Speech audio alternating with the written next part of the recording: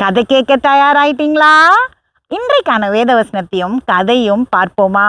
விதை ஒன்றை போட்டா சொரம் ஒன்றா முளைக்கும் அப்படின்னு சொல்லுவாங்க.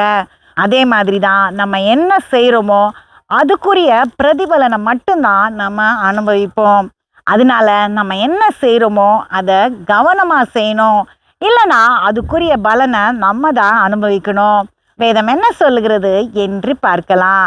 கலாத்தியர் 6:7 இந்த வசனத்தோடைய பின்பகுதியை நான் வாசிக்கிறேன். மனுஷன் எதை விதைக்கிறானோ அதையே அறுப்பான். பார்த்தீங்களா வேதம் என்ன சொல்லுதுன்னு? மனுஷன் என்ன செய்கிறானோ, எதை விதைக்கிறானோ அதோடைய பலனை தான் அவன் அனுபவிப்பான். காட்டு பகுதியில் ஒரு துறவி வாழ்ந்துட்டு இருந்தாரு. அவர் துறவிதான், ஆனால் ரொம்ப கோபம் வரும். அந்த பக்கம் காட்டு விலங்குகள் கூட போகாது. ஏன்னா அவர் திட்டுவார், சாபம் விட்டுருவார். அவர் வீட்டு பக்கம் எதுவுமே இல்லாமல் அவர் தனிக்காட்டு ராஜா மாதிரி வாழ்ந்துட்டு இருந்தாரு.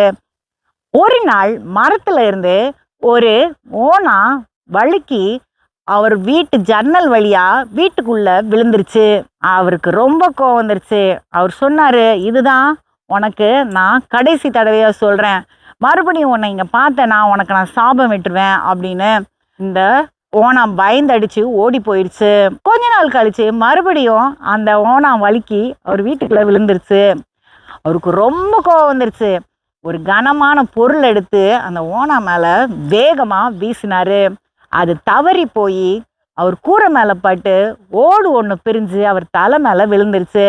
அவர் கீழே விழுந்துட்டாரு. இரத்தப்போக்கு அதிகமா இருந்தது.